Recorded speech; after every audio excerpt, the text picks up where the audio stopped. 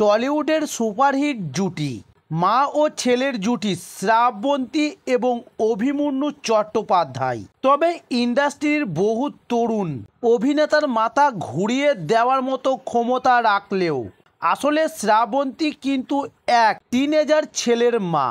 তবে যদিও তাকে দেখে সে কথা বোঝার সাধ্য কারও নেই, তবে নতুন প্রজন্মের অভিনেত্রীদের থেকে কোনো দিক দিয়ে কম গ্ল্যামার নন।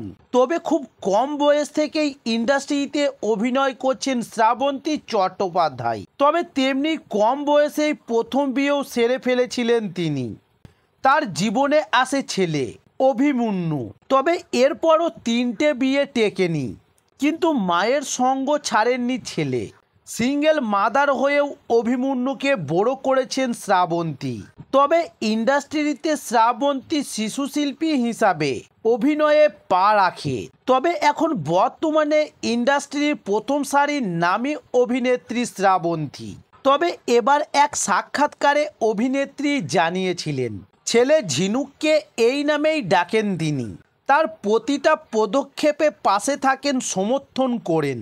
তবে নিজে কত কম বয়সে মা হয়েছেন সেটা ভেবেই এখন অবাক লাগে। তবে ছেলে তার খুব পরিণত হয়েছে বলে দাবি এবার শ্রাবন্তীর।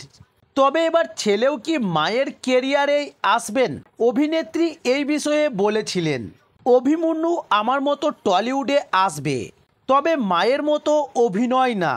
ঝিনুকের ইচ্ছা ক্যামেরার পিছনে কাজ করার, তাই কাজ শেখা শুরু করেছেন ঝিনুক। তবে এবার শ্রাবন্তীর মতে ঝিনুক এখন অনেকটাই ছোট, আগে পড়াশোনাটা শেষ করুক, তারপর টলিউডে আসবে ঝিনুক। তবে এর আগে অবশ্য পরিচালক শ্রীজাত বন্দ্যোপাধ্যায় মানব জমিন ছবির শুটিংয়ে প্রেমিকা দামিনী ঘোষকে নিয়ে এসেছিলেন অভিমন্যু এবং এসে পরিচালনার কাজ, ক্যামেরা, শট লক্ষ্য করেছিলেন সব কিছুই এক মনে। তবে ভবিষ্যতে পরিচালক হওয়ার জন্যই এই ছবি দিয়েই হাতে ঘড়ি হয়েছে অভিমন্যুর।